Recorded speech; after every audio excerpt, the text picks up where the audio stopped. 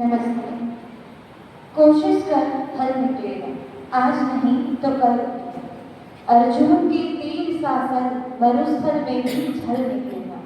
मेहनत कर पौधों को पानी दे, बंजर जमीन से भी फल निकलेगा। ताकत जुटा हिम्मत को आग दे, फौलाद का भी बल निकलेगा। जिंदा रख दिल में उम्मीदों को, जिंदा रख दिल में उम्मीदों को, गर्व के समंदर से भी गंगा जल निकलेगा। कोशिशें जारी रख खुद कर गुजरने की, कोशिशें जारी रख कुछ कर गुजरने की, जो है आज थमासा चल निकलेगा। कोशिश कर हल निकलेगा। तो આવી જ એક વાતો સાથે હું વિનંતી કરીશ કોમર્સ વિભાગના કોન્ટ્રાક્ચ્યુઅલ લેક્ચરર એવા મારી અમીબેન પટવારને કે આજે તેઓ આપણા સૌ સમક્ષ ચાણક્ય કોમર્સ સ્ટડી સર્કલ અને એ અંતર્ગત ચાલતા જે સંગીતના શોર્ટ ટર્મ કોર્સ છે એના વિશે વાત કરશે. કુમારી અમીબેન.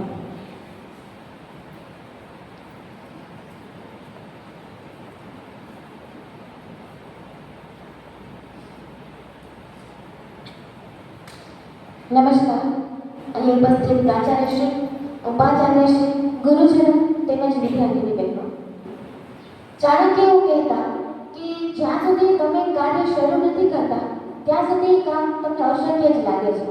તો એવી જ રીતે કોમર્સ વિભાગમાં પણ કંઈક એવું જ શીખવાડવામાં આવે છે કે તમે કંઈક નવું શીખો, નવું જાણો અને એના ઉપર તમે કામ કરશો તો તમારું કામ 100% સફળ થશે.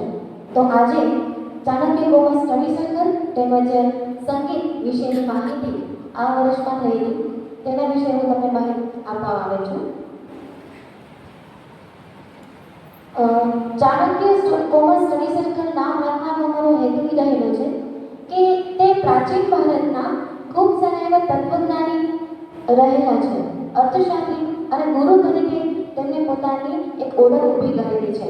એવું કહેવાય છે કે ચંદ્રગુપ્ત મૌર્ય પણ ચાણક્યની એમની સમજશક્તિ જે ખૂબ સારી હતી તો તેમની પાસેથી એડવાઇસ લેતા અને ચંદ્રગુપ્ત મૌર્યનું જે આખું મૌર્ય વંશનું જે કાર્ય છે તેમાં ખૂબ સારી એવી ભૂમિકા ચાણક્યની રહેલી છે. એટલે ચાણક્ય એ ખૂબ સારા એવા બુદ્ધિમાન વ્યક્તિ હતા. તો તેવી જ રીતે વિદ્યાર્થીની બહેનો પણ સંચાલન એટલે મેનેજમેન્ટનું કાર્ય, કોમર્સને લગતી તમામ પ્રવૃત્તિઓ અને જે કરંટ અફેર એટલે કે વર્તમાન પરિસ્થિતિમાં જે કંઈ પણ બદલાવ આવતા હોય છે તે પ્રમાણે તે પોતાને અનુકૂળ બનાવે તેવા એક હેતુથી અમારા સ્ટડી સર્કલનું નામ ચાણક્ય કોમર્સ સ્ટડી સર્કલ રાખવામાં આવેલું છે. ત્યારબાદ જોઈએ તો કે અમારા હેતુઓ ક્યાં રહેલા છે કે વિદ્યાર્થીનીઓની અંદર સર્વાંગી વિકાસ થાય અને તેઓ કોમર્સ વિભાગને લગતી તમામ પ્રવૃત્તિઓ આંતરિક અને બાહ્ય તેનું પૂરેપૂરું જ્ઞાન મેળવે તેવા પ્રયત્નો અમારા વિભાગ દ્વારા અને સ્ટડી સર્કલની પ્રવૃત્તિઓ દ્વારા કરવામાં આવે છે. ત્યારબાદ જોઈએ તો કે વિદ્યાર્થીઓની અંદર પબ્લિક સ્પીકિંગની સ્કિલ કે તે લોકો વિકસાવે, જેમ કે વક્તૃત્વ સ્પર્ધાનું પણ આયોજન કરતા હોય છે કે જેમાં એવા વિષયોની પસંદગી કરવામાં આવે કે જે કોમર્સ રિલેટેડ હોય છે. દાખલા તરીકે બજેટ, તો બજેટ ઉપર વિદ્યાર્થીઓ પોતાના વિચારો રજૂ કરતા હોય છે. ત્યારબાદ જોઈએ તો કે જે પ્રેક્ટિકલ અને કરંટ માર્કેટ ઓરિએન્ટેડ નોલેજ પણ વિદ્યાર્થીની બહેનો કેળવે. તમે થોડા સમય પહેલાં જોયું હશે, આમ આગળ પણ આવશે કે એક મિની માર્કેટનું આયોજન કરવામાં આવેલું હતું કે વિદ્યાર્થીની બહેનો પોતાની જાતે જ બહારથી વસ્તુ લે છે અને અહીં આવી અને એનું સેલિંગ કરે છે, જેથી એને પ્રેક્ટિકલ નોલેજ મળે. ત્યારબાદ જોઈએ તો કે to make students independent as far as management and organisation is concern, કે જે રીતે સંચાલનમાં કોઈ પણ કાર્યમાં વિદ્યાર્થીની બહેનોને પોતાની જાતે કંઈ શીખવાની જરૂર હોય અને પ્રાધ્યાપકશ્રીઓ દ્વારા પણ તેમને પૂરેપૂરું માર્ગદર્શન મળી રહે કે સંચાલન કઈ રીતેના આયોજનથી માંડીને કઈ રીતે કાર્ય કરવું તેની પણ માહિતી અને માર્ગદર્શન આપવામાં આવતું હોય છે. કી પર્સન તરીકે જોઈએ તો કોઓર્ડિનેટર તરીકે ડૉક્ટર ભરતસિંહ ડોઠિયા જે કોમર્સ વિભાગના અધ્યક્ષ છે. ત્યારબાદ આસિસ્ટન્ટ કોઓર્ડિનેટર તરીકે હું અને મારી સાથે સંધ્યા મેડમ છે અને વિદ્યાર્થી પ્રતિનિધિ તરીકે એટલે કે સ્ટડી સર્કલ સેક્રેટરી તરીકે મિસ ગાયત્રીબા ઝઘડિયા તે પોતાની ફરજ બજાવે. પહેલા સત્રની પ્રવૃત્તિમાં જોઈએ તો તારીખ 7/7થી શરૂઆત થઈ અને 12 સુધીની કુલ આટલી પ્રવૃત્તિઓ કરવામાં આવેલી છે. હવે તેને આપણે થોડી વિસ્તારથી જોઈએ તો તારીખ 7/7/2025 ના રોજ સ્ટડી સર્કલની માહિતી આપવામાં આવેલી હતી કે તેમાં કેવી પ્રવૃત્તિઓ કરાવવામાં આવે છે, તેમાં કયા કયા એવા કાર્યો છે, કઈ એવી પ્રવૃત્તિ છે કે જેથી વિદ્યાર્થીઓ કંઈક શીખી શકે. તે એક માર્ગદર્શન આપતું અને પરિચય આપતું એક પહેલું સ્ટડી સર્કલ રાખવામાં આવેલું હતું. ત્યારબાદ બીજું સ્ટડી સર્કલ છે તે ક્રિએટિવિટી એન્ડ ઇનોવેશન એન્ડ કોમર્સની સ્પર્ધા રાખવામાં આવેલી હતી કે જેમાં આપણા રાજકોટની કોલેજના માનનીય ડૉક્ટર મનીષ રાવલ સર એ એક સુંદર એવું ચિત્ર અમને આપેલું હતું કે જેને ધ્યાનમાં રાખીને વિદ્યાર્થીઓને સમજે, જાણે અને તેના આધારે એક વાર્તા એ લોકોએ બનાવવાની હતી. અને તેમાં આપણા ઉપાચાર્ય શ્રી પ્રોફેસર રોહિણીબા જાડેજા અને અંગ્રેજી વિભાગના અધ્યક્ષા ડૉક્ટર કેતી મેડમ અમારા એ સ્પર્ધાના નિર્ણાયક તરીકે ખૂબ સારી ભૂમિકા ભજવી હતી. ત્યારબાદ 27/7/2025ના રોજ શ્રી હિરેનભાઈ પારખાનિયા દ્વારા ટેલી પ્રાઇમ વિશેની માહિતી આપેલ વ્યાખ્યાન રાખવામાં આવેલું હતું. 5મા સેમેસ્ટરમાં બિઝનેસ એકાઉન્ટિંગની અંદર ટેલી પ્રાઇમને લગતો એક વિષય એનઈપી અંતર્ગત રાખવામાં આવેલો છે. તો તે વિશે વિદ્યાર્થીઓ માહિતગાર થાય અને એફઆઈ અને એસઆઈની વિદ્યાર્થીની બહેનો પણ તેના વિશે જાણે એટલા માટે તેના એક વ્યાખ્યાનનું આયોજન કરવામાં આવેલું હતું. ત્યારબાદ skill development and employability workshop on entrepreneurship ઉપર રાખવામાં આવેલું હતું. સરકારશ્રી દ્વારા આપવામાં આવેલા પરિપત્ર અનુસાર એક વિકાસ સપ્તાહનું આયોજન કરવામાં આવેલું હતું, જેમાં કોમર્સ વિભાગ અંતર્ગત એક વર્કશોપનું આયોજન થયેલું હતું, જેમાં જિલ્લા ઉદ્યોગ કેન્દ્રના શ્રી જીગરભાઈ પંડ્યા તેમજ શ્રી વનરાજભાઈ શીલુ આવેલા હતા અને એમ્પ્લોયબિલિટી સ્કિલ ઉપર એમણે ખૂબ સારું વ્યાખ્યાન અને માર્ગદર્શન વિદ્યાર્થીની બહેનોને આપ્યું હતું. ત્યારબાદ 4/8/2025ના રોજ લોગો મેકિંગ કોમ્પિટિશન રાખવામાં આવેલી હતી. આનો હેતુ એવો હતો કે વિદ્યાર્થીની બહેનોને ભવિષ્યમાં પોતાનો કોઈ બિઝનેસ, કોઈ વ્યવસાય કે કોઈ કંપનીની શરૂઆત કરવી હોય, જો વધુ આગળ વિચારે તો તે પોતાની કંપની માટે શું લોગો રાખી શકે, શું નામ રાખી શકે, તેના ઉપર આ સ્પર્ધા રાખેલી હતી કે તે પોતાની એક થિંકિંગથી નવું કંઈક ઇનોવેટિવ આર્ટ પોતાના વિચારોથી સરસ એક ચિત્ર તૈયાર કરી શકે.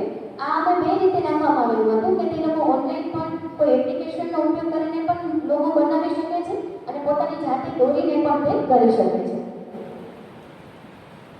ત્યારબાદ 8/9/2025ના રોજ મોક ઇન્ટરવ્યુ રાખવામાં આવેલું હતું. આપણે સૌ જાણીએ છીએ તે કે ડૉક્ટર જયેશ સર અને ડૉક્ટર નયન સર દ્વારા આપણે ઓડિશા દ્વારા પ્લેસમેન્ટનું આયોજન કરવામાં આવતું હોય છે. તો તે પ્લેસમેન્ટમાં કેવી રીતે ઇન્ટરવ્યુ લેવાતા હોય અથવા તો વિદ્યાર્થીની બહેનો કેવી રીતે પોતાની રજૂઆત કરી શકે, પોતાનામાં જે રહેલી આવડત છે તે કઈ રીતે લોકો સામે પ્રદર્શિત કરી શકે, રજૂ કરી શકે, તે માટે એક માર્ગદર્શન આપવામાં આવેલું હતું, જે કોમર્સ અંગ્રેજી માધ્યમના પ્રોફેસર નિમિષાબેન પંડિત દ્વારા તેમણે ખૂબ સારી રીતે વિદ્યાર્થીઓને માહિતગાર કર્યા હતા કે તમારે પહેરવેશ કેવો હોવો જોઈએ, તમારી બોડી લેંગ્વેજ કેવી હોવી જોઈએ, તમારે કેવી રીતે તમારી વાતને રજૂ કરવી જોઈએ, સામાન્ય વ્યક્તિ જે રીતે પ્રશ્ન પૂછે છે તો તેનો જવાબ કઈ રીતે આપવો જોઈએ. તો આવી જ રીતે વિદ્યાર્થીઓ પોતાની સારી રજૂઆત કરી શકે ઇન્ટરવ્યૂમાં, તેના માટે મોક ઇન્ટરવ્યૂ રાખવામાં આવેલું હતું. ત્યારબાદ 10/10/2025ના રોજ કન્ઝ્યુમર અવેરનેસ સેમિનારનું આયોજન કરવામાં આવેલું હતું.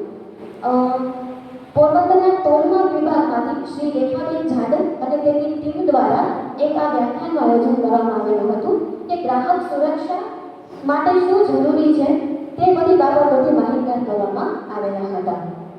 ત્યારબાદ 12/10/2025ના રોજ ભગવાન બિરસા મુંડાજીની જન્મજયંતિ 150મી જન્મજયંતિ નિમિત્તે કોમર્સ વિભાગ અને અર્થશાસ્ત્ર વિભાગ દ્વારા એક ક્વિઝ કોમ્પિટિશનનું આયોજન કરવામાં આવેલું હતું.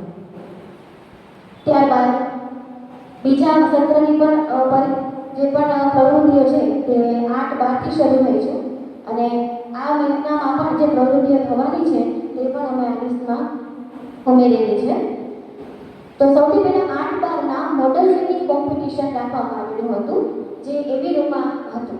આપણે સૌને ખ્યાલ છે કે એનઈપી 2020 અંતર્ગત ભારતીય જ્ઞાન પરંપરા વિષય ઉપર ખૂબ સારી એવી ચર્ચાઓ થઈ છે. ભણવામાં પણ ખૂબ સરસ રીતે આપણે તમામ જે આપણી ભારતીય પરંપરાઓ છે તેને આપણે વણી લઈએ છીએ. તો તેવી જ રીતે વિદ્યાર્થીની બહેનોએ પણ તે વિષય ઉપર ખૂબ સારા એવા મોડલ તૈયાર કરેલા હતા, જેમાં ભારતમાં આવેલા તીર્થ સ્થળો, પછી કે આપણા જે ગ્રંથો છે તેના ઉપર પણ ખૂબ સારી એવી રજૂઆત એમને મોડલ દ્વારા કરી હતી. અને આ સ્પર્ધામાં કુમારી અદિતિબેન દવે અને કુમારી પારુલબેન શુક્લાએ નિર્ણાયક તરીકેની ફરજ બજાવી હતી. ત્યારબાદ 24/12ના નેશનલ કન્ઝ્યુમર ડે સેલિબ્રેશન કરવામાં આવેલું હતું કે જેમાં પ્રોફેસર ધર્મેશભાઈ મોરી દ્વારા ખૂબ સારું એવું માર્ગદર્શન વિદ્યાર્થીની બહેનોને આપવામાં આવેલું હતું. ત્યારબાદ 5/1/2026ના રોજ મિની માર્કેટનું આયોજન કરવામાં આવેલું હતું કે જેમાં વિદ્યાર્થીની બહેનોએ 14 જેટલા સ્ટોર નાખવામાં આવેલા હતા, જેમાં અલગ અલગ વસ્તુઓનું વેચાણ, ખાણીપીણીના સ્ટોર એવું રાખી અને વિદ્યાર્થીઓ પ્રેક્ટિકલ જ્ઞાન મેળવે તેના માટેનું આયોજન કરવામાં આવેલું હતું. ત્યારબાદ 19/1/2026ના રોજ સ્ટ્રેસ મેનેજમેન્ટ અને ટાઈમ મેનેજમેન્ટ ઉપર વ્યાખ્યાન રાખવામાં આવેલું હતું. અત્યારનો સમયગાળો એવો છે કે જેમાં ટાઈમ મેનેજમેન્ટની પણ ખૂબ જરૂરિયાત છે અને સ્ટ્રેસ મેનેજમેન્ટની પણ ખૂબ જરૂરિયાત છે. તો તે અંતર્ગત અમારા અધ્યક્ષ ડૉક્ટર ભરતસિંહ ડોડિયા સર તેમજ પ્રોફેસર સંધ્યાબેન મોઢવાડિયા દ્વારા આ વિષય ઉપર માહિતી આપવામાં આવેલી હતી.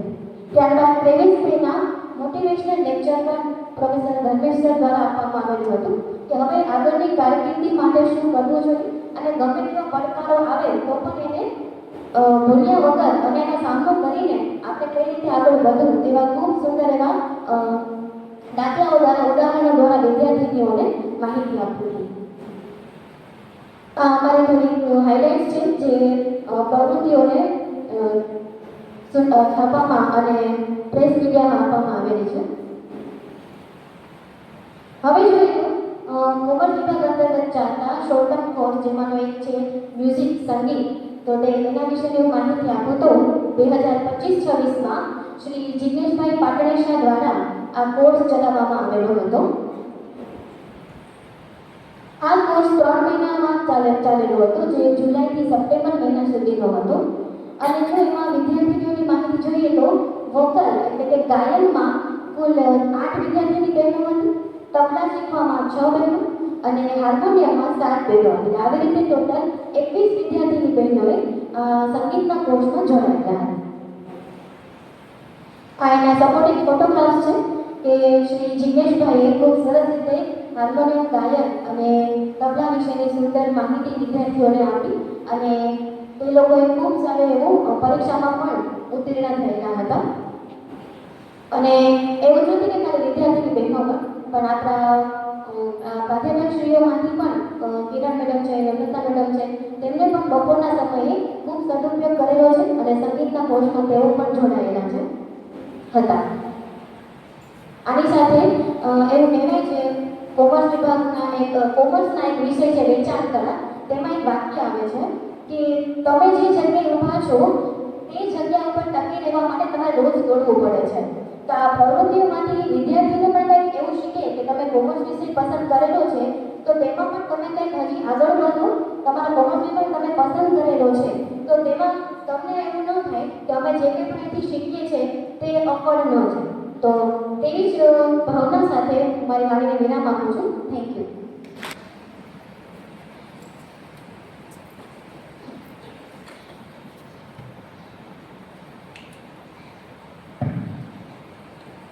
બધાને નમસ્કાર.